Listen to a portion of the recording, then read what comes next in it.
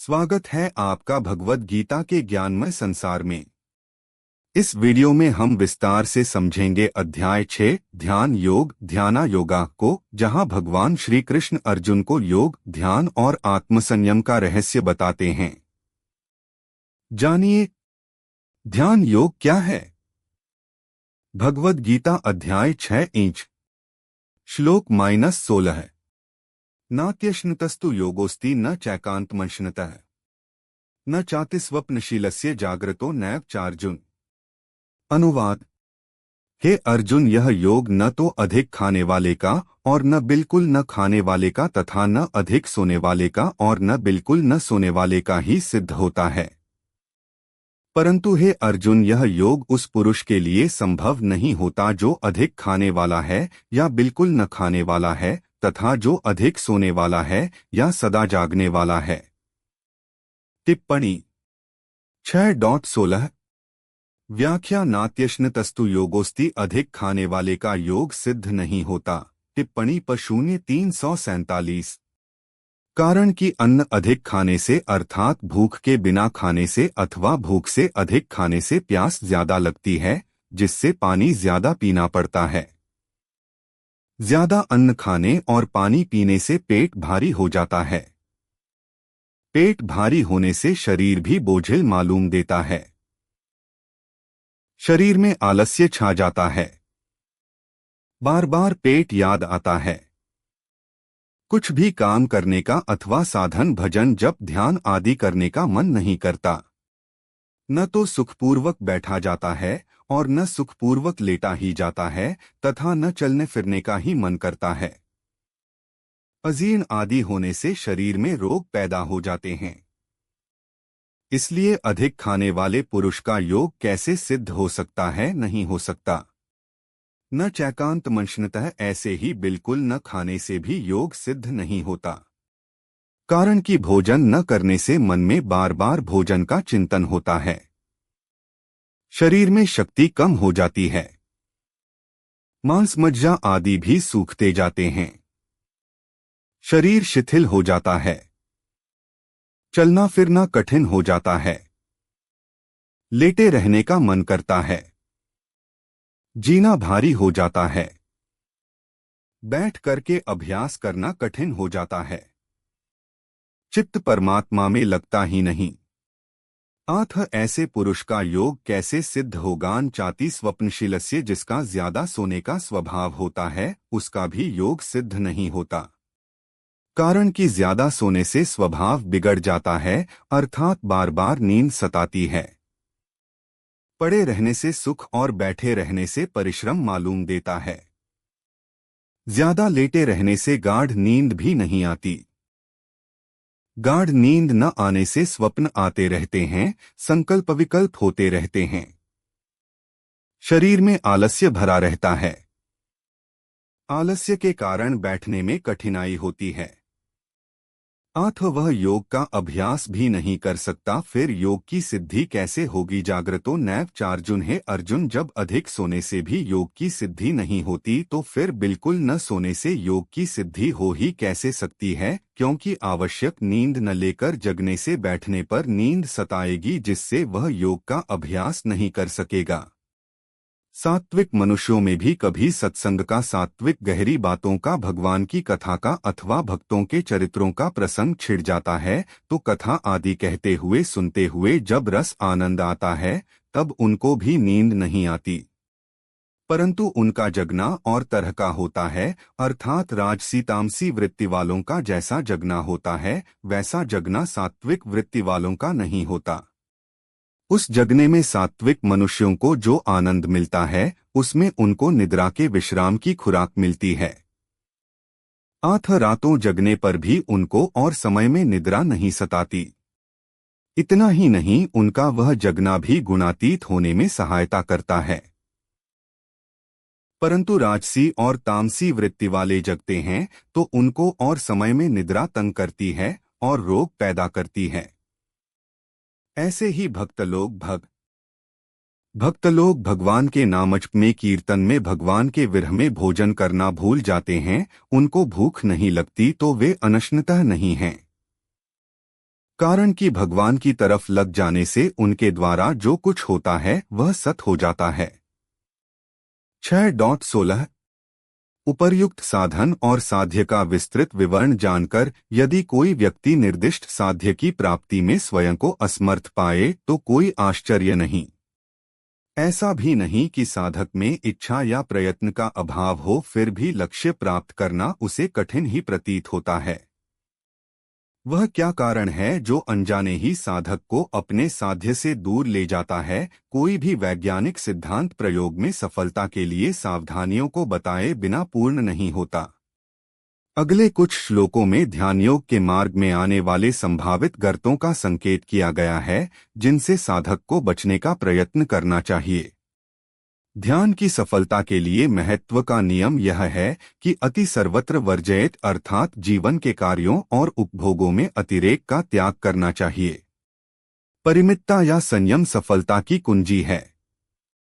असंयम से विक्षेप उत्पन्न होते हैं और संगठित व्यक्तित्व का सामंजस्य भंग हो जाता है। इसलिए आहार विहार और निद्रा में परिमितता का होना आवश्यक है। भगवान कहते हैं कि अत्याधिक मात्रा में भोजन करने वाले या अति उपवास करने वाले व्यक्ति के लिए योग असाध्य है। यहाँ खाने का अर्थ केवल मुख के द्वारा अन्न भक्षण ही नहीं, वरन सभी इंद्रियों के द्वारा किए जाने वाले विषय ग्रहण है। इस शब्द में समाविष्ट हैं विषय ग्रहण, मन की भावनाएं और बुद्धि के विचार। संक्षेप में योगाभ्यासी पुरुष के लिए नियम यह होना चाहिए कि केवल व्यक्तिगत लाभ के लिए प्राणी जगत का सहार किए बिना समय समय पर जो कुछ प्राप्त होता है उसका ग्रहण या भक्षण केवल इतना ही करे कि पेट को भार न हो। यहाँ ठीक ही कहा गया है कि अत्याधिक निद्रा अथवा जागरण योग के अनुकूल नहीं है। यहाँ भी विवेकपूर्ण परिमितता ही नियम होना चाहिए। संभव है कि मंदबुद्धि पुरुष इस श्लोक के तात्पर्य को न समझकर प्रश्न पूछे कि किस पुरुष के लिए योग सहज साध्य होता है। इसके उत्तर में कहते हैं। श्लोक 17 युक्ताहार विहारस्य युक्तचेष्टस्य कर्मसु युक्त स्वप्नावबोधस्य योगो भवति दुहखा। अनुवाद। दुहखों का नाश करने वाला योग तो यथायोग्य आहार और विहार करने वाले का, कर्मों में यथायोग्य चेष्टा करने वाले का तथा यथायोग्य सोने और जागने वाले का ही सिद्ध होता है। उस पुरुष के लिए योग दुखनाशक होता है जो युक्त आहार और विहार करने वाला है, यथायोग्य चेष्टा करने वाला है और परिमित शयन और जागरण करने वाला है। टिप्पणी 6.17 व्याख्या युक्ताहार विहारस्य भोजन सत्य और न्यायपूर्वक कमाए हुए धन का हो, सात्विक हो, अपवित्र न हो। भोजन स्वाद बुद्धि और पुष्टि बुद्धि से न किया जाए, प्रत्युत साधन बुद्धि से किया जाए। भोजन धर्मशास्त्र और आयुर्वेद की दृष्टि से किया जाए तथा उतना ही किया जाए जितना सुगमता से पच सके। भोजन शरीर के अनुकूल हो तथा वह हल्का और थोड़ी मात्रा में, खुराक से थोड़ा कम हो, ऐसा भोजन करने वाला ही युक्त यथोचित आहार करने वाला है। विहार भी यथायोग्य हो, अर्थात ज्यादा घूमना फिरना न हो, प्रत्युत स्वास्थ्य के लिए जैसा हितकर हो वैसा ही घूमना फिरना हो। व्यायाम योगासन आदि भी न तो अधिक मात्रा में किए जाए और न उनका अभाव ही हो। ये सभी यथायोग्य हों। ऐसा करने वालों को यहाँ युक्त विहार करने वाला बताया गया है। युक्त चेष्टस्य कर्मसु अपने वर्ण आश्रम के अनुकूल जैसा देश काल परिस्थिति आदि प्राप्त हो जाए उसके अनुसार शरीर निर्वाह के लिए कर्म किए जाए और अपनी शक्ति के अनुसार कुटुंबियों की एवं समाज की हितबुद्धि से सेवा की जाए तथा परिस्थिति के अनुसार जो शास्त्र विहित कर्तव्य कर्म सामने आ जाए उसको बड़ी प्रसन्नता पूर्वक किया जाए। इस प्रकार जिसकी कर्मों में यथोचित चेष्टा है उसका नाम यहाँ युक्त चेष्ट है। युक्त स्वप्नावबोधस्य सोना इतनी मात्रा में हो जिससे जगने के समय निद्रा आलस्य न सताए। दिन में जागता रहे और रात्रि के समय भी आरंभ में तथा रात के अंतिम भाग में जागता रहे। रात के मध्य भाग में सोए। इसमें भी रात में ज्यादा देर तक जागने से सबेरे जल्दी नींद नहीं खुलेगी। आठ जल्दी सोए और जल्दी जागे तात्पर्य है कि जिस सोने और जागने से स्वास्थ्य में बाधा न पड़े, योग में विघ्न न आए, ऐसे यथोचित सोना और जागना चाहिए। यहाँ युक्त स्वप्नस्य कहकर निद्रावस्था को ही यथोचित कह देते तो योग की सिद्धि में बाधा नहीं लगती थी, और पूर्व श्लोक में कहे हुए अधिक सोना और बिल्कुल न सोना, इनका निषेध यहाँ यथोचित सोना कहने से ही हो जाता। तो फिर यहाँ अवबोध शब्द देने में क्या तात्पर्य है? यहाँ अवबोध शब्द देने का तात्पर्य है जिसके लिए मानव जन्म मिला है उस काम में लग जाना, भगवान में लग जाना, अर्थात सांसारिक संबंध से ऊंचा उठकर साधना में यथायोग्य समय लगाना। इसी का नाम जागना है। यहाँ ध्यानयोगी के आहार विहार चेष्टा सोना और जगना, इन पांचों को युक्त यथायोग्य कहने का तात्पर्य है कि वर्ण आश्रम देश काल परिस्थिति जीविका आदि को लेकर सबके नियम एक समान नहीं चल सकते, अतः जिसके लिए जैसा उचित हो वैसा करने से दुखों का नाश करने वाला योग सिद्ध हो जाता है। योगो भवति दुःखा, इस प्रकार यथोचित आहार विहार आदि करने वाले ध्यानयोगी का दुखों का अत्यंत अभाव करने वाला योग सिद्ध हो जाता है। योग और भोग में विलक्षण अंतर है। योग में तो भोग का अत्यंत अभाव है, पर भोग में योग का अत्यंत अभाव नहीं है। कारण कि भोग में जो सुख होता है वह सुखानुभूति भी असत के संयोग का वियोग होने से होती है, परंतु मनुष्य की उस वियोग पर दृष्टि न रहकर असत के संयोग पर ही दृष्टि रहती है। अतः मनुष्य भोग के सुख को संयोगजन्य ही मान लेता है और ऐसा मानने से ही भोगासक्ति पैदा होती है। इसलिए उसको दुखों का नाश करने वाले योग का अनुभव नहीं होता। दुखों का नाश करने वाला योग वही होता है जिसमें भोग का अत्यंत अभाव होता है। विशेष बात, यद्यपि यह श्लोक ध्यान योगी के लिए कहा गया है, तथापि इस श्लोक को सभी साधक अपने काम में ले सकते हैं और इसके अनुसार अपना जीवन बनाकर अपना उद्धार कर सकते हैं। इस श्लोक में मुख्य रूप से 4 बातें बताई गई हैं: युक्त आहार विहार, युक्त कर्म, युक्त सोना और युक्त जागना। इन 4 बातों को साधक काम में कैसे लाए, इस पर विचार करना है। हमारे पास 24 घंटे हैं और हमारे सामने 4 काम हैं। 24 घंटों को 4 का भाग देने से प्रत्येक काम के लिए 6 घंटे मिल जाते हैं, जैसे 1 आहार विहार अर्थात भोजन करना और घूमना फिरना, इन शारीरिक आवश्यक कार्यों के लिए 6 घंटे। 2 कर्म अर्थात खेती व्यापार नौकरी आदि जीविका संबंधी कार्यों के लिए 6 घंटे। 3 सोने के लिए 6 घंटे और 4 जागने अर्थात भगवत प्राप्ति के लिए जप ध्यान साधन भजन कथा कीर्तन आदि के लिए 6 घंटे। इन 4 बातों के भी 2-2 बातों के 2 विभाग हैं। एक विभाग उपार्जन अर्थात कमाने का है और दूसरा विभाग व्यय अर्थात खर्चे का है। युक्त कर्म और युक्त जगना, ये 2 बातें उपार्जन की हैं। युक्त आहार विहार और युक्त सोना, ये 2 बातें व्यय की हैं। उपार्जन और व्यय, इन 2 विभागों के लिए हमारे पास 2 प्रकार की पूंजी है। एक सांसारिक धनधान्य और 2 आयु। मनुष्य के पास पूंजी धनधान्य, आयु, व्यय उपार्जन, व्यय उपार्जन, आहार विहार जीविका संबंधी कर्म, सोना जागना, साधन भजन। पहली पूंजी धनधान्य पर विचार किया जाए तो उपार्जन अधिक करना तो चला जाएगा, पर उपार्जन की अपेक्षा अधिक खर्चा करने से काम नहीं चलेगा। इसलिए आहार विहार में 6 घंटे न लगाकर 4 घंटे से ही काम चला ले और खेती व्यापार आदि में 8 घंटे लगा दे। तात्पर्य है कि आहार विहार का समय कम करके जीविका संबंधी कार्यों में अधिक समय लगा दे। दूसरी पूंजी आयु पर विचार किया जाए तो सोने में आयु व्यर्थ खर्च होती है। अतः सोने में 6 घंटे न लगाकर 4 घंटे से ही काम चला ले और भजन ध्यान आदि में 8 घंटे लगा दे।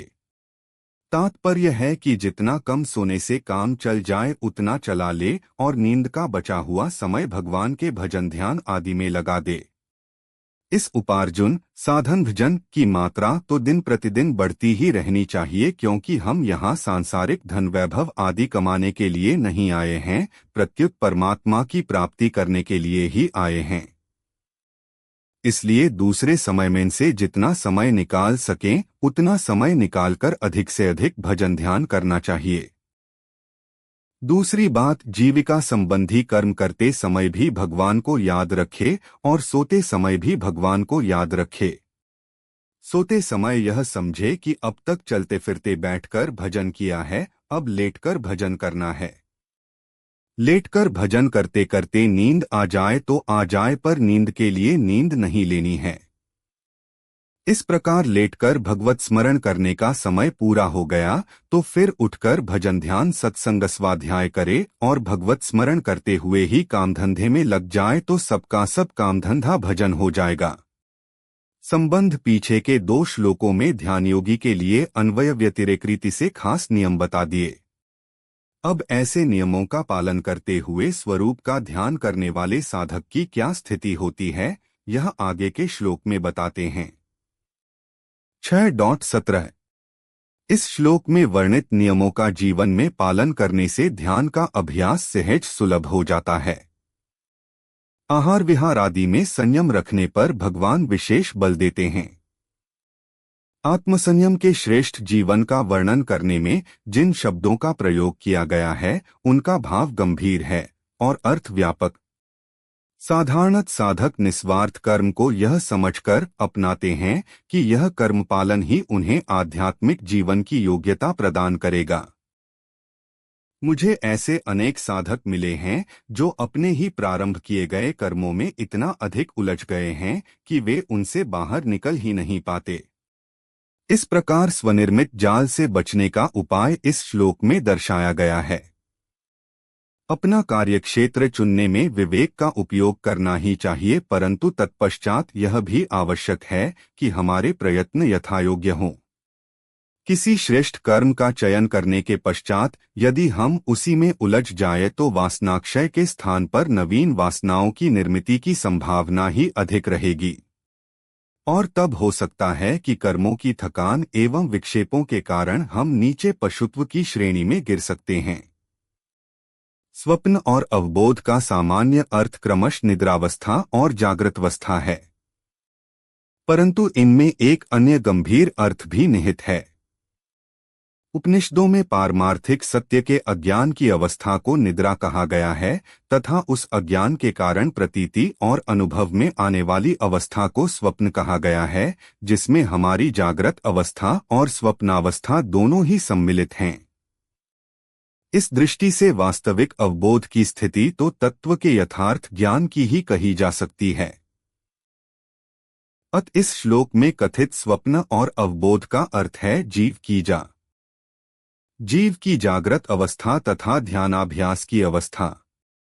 इन दोनों में युक्त रहने का अर्थ यह होगा कि दैनिक कार्यकलापों में तो साधक को संयमित होना ही चाहिए तथा उसी प्रकार प्रारंभ में ध्यानाभ्यास में भी मन को बलपूर्वक शांत करके दीर्घ काल तक उस स्थिति में रहने का प्रयत्न नहीं करना चाहिए। ऐसा करने से थकान के कारण ध्यान में मन की रुचि कम हो सकती है। समस्त दुखों का नाश करने की सामर्थ्य ध्यान योग में होने के कारण इसका नित्य अभ्यास करना चाहिए। कब यह साधक युक्त बन जाता है? उत्तर है श्लोक 18 यदा विनेतन चित्तमात्मन्येवावतिष्ठते निःस्पृहः सर्वकामेभ्यो युक्त इत्युच्यते तदा। अनुवाद, वश में किया हुआ चित्त जिस काल में अपने स्वरूप में ही स्थित हो जाता है और स्वयं संपूर्ण पदार्थों से निःस्पृह हो जाता है, उस काल में वह योगी कहा जाता है। जब पूर्ण रूप से वश में किया हुआ चित्त आत्मा में ही स्थित होता है तब समस्त विषयों से स्पृहारहित हुआ पुरुष युक्त कहा जाता है। टिप्पणी 6.18 व्याख्या इस अध्याय के 10वें से 13वें श्लोक तक सभी ध्यानयोगी साधकों के लिए बिछाने और बैठने वाले आसनों की विधि बताई। 14वें और 15वें श्लोक में सगुण साकार के ध्यान का फल सहित वर्णन किया। फिर 16वें 17वें श्लोकों में सभी साधकों के लिए उपयोगी नियम बताए। अब इस 18वें श्लोक से लेकर 23वें श्लोक तक स्वरूप के ध्यान का फल सहित वर्णन करते हैं। यदा विनेतन चित्तमात्मन्यवावतिष्ठते, अच्छी तरह से वश में किया हुआ चित्त। टिप्पणी पर 0350 अर्थात संसार के चिंतन से रहित चित्त जब अपने स्वतः सिद्ध स्वरूप में स्थित हो जाता है। तात्पर्य है कि जब यह सब कुछ नहीं था तब भी जो था, और सब कुछ नहीं रहेगा तब भी जो रहेगा, तथा सबके उत्पन्न होने के पहले भी जो था, सबका लय होने के बाद भी जो रहेगा, और अभी भी जो ज्यों का त्यों है, उस अपने स्वरूप में चित्त स्थित हो जाता है। अपने स्वरूप में जो रस है, आनंद है, वह इस मन को कहीं भी और कभी भी नहीं मिला है। अतः वह रस आनंद मिलते ही मन उसमें तल्लीन हो जाता है। न्यस्पृह सर्वकामेभ्यो युक्त इत्युच्यते तदा, और जब वह प्राप्त दृष्ट दृष्ट अलौकिक पारलौकिक श्रुत संपूर्ण पदार्थों से भोगों से निःस्पृह हो जाता है, अर्थात उसको किसी भी पदार्थ की भोग की किंचन मात्र भी परवाह नहीं रहती, उस समय वह योगी कहा जाता है। यहाँ यदा और तदा पद देने का तात्पर्य है कि वह इतने दिनों में, इतने महीनों में, इतने वर्षों में योगी होगा, ऐसी बात नहीं है। प्रत्युत जिस क्षण वश में किया हुआ चित्त स्वरूप में स्थित हो जाएगा और संपूर्ण पदार्थों से निःस्पृह हो जाएगा, उसी क्षण वह योगी हो जाएगा। विशेष बात इस श्लोक में दो खास बातें बताई हैं, एक तो चित्त स्वरूप में स्थित हो जाए और दूसरी संपूर्ण पदार्थों से निःस्पृह हो जाए। तात्पर्य है कि स्वरूप में लगते जब मन स्वरूप में ही स्थित हो जाता है तो फिर मन में किसी वस्तु, व्यक्ति, परिस्थिति आदि का चिंतन नहीं होता, प्रत्युत मन स्वरूप में ही तल्लीन हो जाता है। इस प्रकार स्वरूप में ही मन लगा रहने से ध्यानयोगी वासना, कामना, आशा, तृष्णा आदि से सर्वथा रहित हो जाता है। इतना ही नहीं, वह जीवन निर्वाह के लिए उपयोगी पदार्थों की आवश्यकता से भी निःस्पृह हो जाता है। उसके मन में किसी भी वस्तु आदि की किंचन मात्र भी स्पृहा नहीं रहती, तब वह असली योगी होता है। इसी अवस्था का संकेत पहले चौथे श्लोक में कर्मयोगी के लिए किया गया है कि जिस काल में इंद्रियों के अर्थों, भोगों में और क्रियाओं में आसक्ति नहीं रहती तथा संपूर्ण संकल्पों का त्याग कर देता है, तब वह योगारूढ़ कहा जाता है। 6.4 वहाँ के और यहाँ के प्रसंग में अंतर इतना ही है कि वहाँ कर्मयोगी दूसरों की सेवा के लिए ही कर्म करता है, तो उसका क्रियाओं और पदार्थों से सर्वथा राग हट जाता है, तब वह योगारूढ़ हो जाता है। और यहाँ ध्यानयोगी चित्त को स्वरूप में लगाता है, तो उसका चित्त केवल स्वरूप में ही स्थित हो जाता है, तब वह क्रियाओं और पदार्थों से निःस्पृह हो जाता है। तात्पर्य है कि कर्मयोगी की कामनाएं पहले मिटती हैं, तब वह योगारूढ़ होता है, और ध्यानयोगी का चित्त पहले अपने स्वरूप में स्थित हो जाता है, तब उसकी कामनाएं मिटती हैं। कर्मयोगी का मन संसार की सेवा में लग जाता है और स्वयं स्वरूप में स्थित हो जाता है, और ध्यानयोगी स्वयं मन के साथ स्वरूप में स्थित हो जाता है। संबंध स्वरूप में स्थिर हुए चित्त की क्या स्थिति होती है, इसको आगे के श्लोक में दीपक के दृष्टांत से स्पष्ट बताते हैं। 6.18 इस श्लोक से लेकर अगले 5 श्लोकों में योग के फल पर विचार किया गया है तथा पूर्ण योगी का आत्म साक्षात्कार के समय और तदुपरांत जीवन में जीते हुए क्या अनुभव होता है, इसे भी स्पष्ट किया गया है। संपूर्ण गीता में श्री कृष्ण ने युक्त शब्द का प्रयोग अनेक स्थानों पर किया है तथा साधक के युक्त बनने पर विशेष बल दिया है, तथापि इस शब्द की संपूर्ण परिभाषा अब तक नहीं बताई गई, यद्यपि यत्र तत्र उसका संकेत अवश्य किया गया है। विचाराधीन श्लोक में हमें युक्त शब्द की विस्तृत परिभाषा मिलती है। पूर्णतया संयमित किया हुआ मन आत्मा में ही स्थित होता है। इस कथन पर विचार करने से इसका सत्यत्व स्वयं ही स्पष्ट हो जाएगा। असंयमित मन का लक्षण है विषयों में सुख की खोज करना। जैसा कि पहले बताया जा चुका है, मन की इस बहिर्मुखी प्रवृत्ति को अवरुद्ध करने का सर्वोत्तम उपाय उसके प्रकाशक चैतन्य स्वरूप आत्मा का अनुसंधान करना है। उस ध्यान का स्थिति में स्वाभाविक ही विषयों से परावृत्त हुआ मन आत्मस्वरूप में स्थिर होकर रहेगा। उपर्युक्त विवेचन की पुष्टि श्लोक की दूसरी पंक्ति में होती है, जिसमें मन के स्थिरीकरण का उपाय बताया गया है, सब कामनाओं से निस्पृहता। दुर्भाग्य से अनेक व्याख्याकारों ने कामनाओं के त्याग पर अत्यधिक बल देकर उसे हिंदू धर्म का प्रमुख गुण घोषित किया है।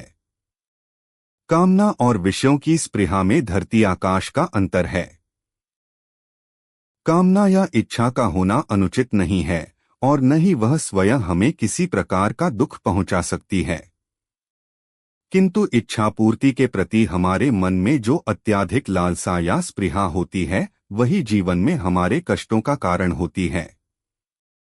उदाहरणार्थ धनार्जन की इच्छा अनुचित नहीं, क्योंकि वह मनुष्य को कर्म करने, लक्ष्य को प्राप्त करने और उसे सुरक्षित रखने में प्रोत्साहित करती है, परंतु यदि वह पुरुष धनार्जन की उस इच्छा के वशीभूत होकर आसक्ति के कारण उन्माद के रोगी के समान व्यवहार करने लगे, तो वह अपने लक्ष्य को पाने में असमर्थ हो जाएगा। उसकी असफलता का कारण है स्पृहा। अतः गीता हमें केवल विषयों की स्पृहा त्यागने का उपदेश देती है। विषयों की उपयोगिता का विवेकपूर्ण मूल्यांकन करने से मन विषयों से परावृत्त होकर आत्मा में स्थिर हो जाता है। परिच्छिन्न विषय मन को क्षुब्ध करते हैं, जबकि अनंत स्वरूप आत्मा उसे आनंद से परिपूर्ण कर देता है। मन का विषयों से निवृत्त होकर आत्मा में स्थिर होना ही युक्तता का लक्षण है। उक्त लक्षण संपन्न व्यक्ति ही युक्त कहलाता है। ऐसे योगी के समाहित चित्त का वर्णन वे इस प्रकार करते हैं। श्लोक 19। यथा दीपो निवातस्थो नेङ्गते सोपमा स्मृता योगिनो यच्चित्तस्य युञ्जतो योगमात्मनः। अनुवाद। जैसे स्पंदन रहित वायु के स्थान में स्थित दीपक की लौ चेष्टारहित हो जाती है, योग का अभ्यास करते हुए यच्चित्त वाले योगी के चित्त की वैसी ही उपमा कही गई है। 6.19। जिस प्रकार वायुरहित स्थान में स्थित दीपक में कंप नहीं होता, वैसी ही उपमा आत्मा के ध्यान में लगे हुए उस योगी के समाहित चित्त की कही गई है। टिप्पणी 6.19।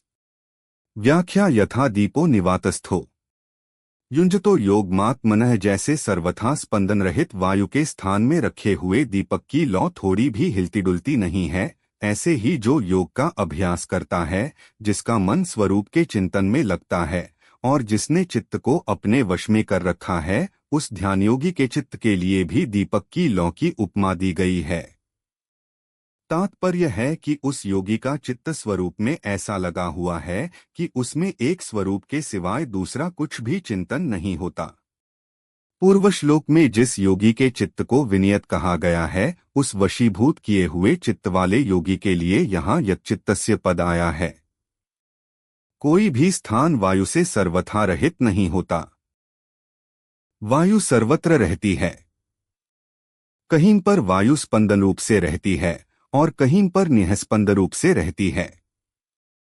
इसलिए यहाँ निवातस्थ पद वायु के अभाव का वाचक नहीं है, प्रत्युत स्पंदित वायु के अभाव का वाचक है। यहाँ उपमेय चित्त को पर्वत आदि स्थिर अचल पदार्थों की उपमा न देकर दीपक की लौ की ही उपमा क्यों दी गई? दीपक की लौ तो स्पंदित वायु से हिल भी सकती है, पर पर्वत कभी हिलता ही नहीं। आथ पर्वत की ही उपमा देनी चाहिए थी। इसका उत्तर यह है कि पर्वत स्वभाव से ही स्थिर अचल और प्रकाशहीन है, जबकि दीपक की लौ स्वभाव से चंचल और प्रकाशमान है। चंचल वस्तु को स्थिर रखने में विशेष कठिनता पड़ती है। चित्त भी दीपक की लौ के समान स्वभाव से ही चंचल है, इसलिए चित्त को दीपक की लौ की उपमा दी गई है। दूसरी बात, जैसे दीपक की लौ प्रकाशमान होती है, ऐसे ही योगी के चित्त की परमात्म तत्व में जागृति रहती है। यह जागृति सुषुप्ति से विलक्षण है। यद्यपि सुषुप्ति और समाधि इन दोनों में संसार की निवृत्ति समान रहती है, तथापि सुषुप्ति में चित्तवृत्ति अविद्या में लीन हो जाती है। अतः उस अवस्था में स्वरूप का भान नहीं होता, परंतु समाधि में चित्तवृत्ति जागृत रहती है, अर्थात चित्त में स्वरूप की जागृति रहती है। इसीलिए यहाँ दीपक की लौ का दृष्टांत दिया गया है। इसी बात को चौथे अध्याय के 27वें श्लोक में ज्ञानदीपिते पद से कहा है। संबंध जिस अवस्था में पूर्णता प्राप्त होती है उस अवस्था का आगे के श्लोक में स्पष्ट वर्णन करते हैं। 6.19 योगी के समाहित चित्त का वर्णन करने के लिए निर्वात स्थान में रख दीप की उपमा यहाँ दी गई है, जो अत्यंत समीचीन है। मन में निरंतर वृत्तियां उत्पन्न और नष्ट होती रहती हैं और हमें एक अखंड मन का अनुभव होता है। इसी प्रकार दीपज्योति भी वास्तव में कभी स्थिर नहीं होती, तथापि उसका कंपन इतनी तीव्र गति से होता है कि हमें एक निश्चित आकार की ज्योति प्रतीत होती है। जब इस ज्योति को वायु के झकोरों से सुरक्षित रखा जाता है तब यह ऊर्ध्वगामी ज्योति स्थिर हो जाती है। ठीक उसी प्रकार सामान्यत वैश्विक इच्छाओं के कारण चंचल रहने वाला मन जब ध्यान के समय शांत किया जाता है तब वह स्थिर हो जाता है और मन में एक अखंड ब्रह्माकार वृत्ति बनी रहती है। संक्षेप में समस्त जगत के अधिष्ठान नित्य अनंत आनंद स्वरूप ब्रह्मा का नित्य निरंतर ध्यान ही आत्मयोग है। योगाभ्यास से इस एकाग्रता को प्राप्त करने के पश्चात प्रगति के क्या सोपान आएंगे, अगले 4 श्लोकों में इसका वर्णन किया गया है। वीडियो पसंद आया हो तो चैनल को सब्सक्राइब करें और वीडियो को लाइक करें।